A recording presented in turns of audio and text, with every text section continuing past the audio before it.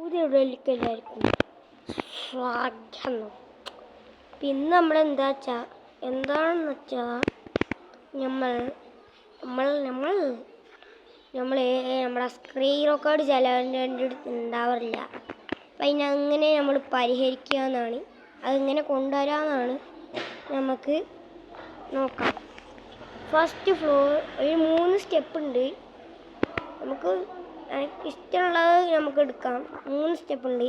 First floor നമ്മൾ ഇങ്ങനെ ആക്കിയിട്ട് ഇവിടെ ഇങ്ങനത്തെ ഒരു സാധനം കണ്ട അതിൽ പിടിച്ച് നിൽക്കാം. അപ്പോൾ ഇതിങ്ങനെ വരും.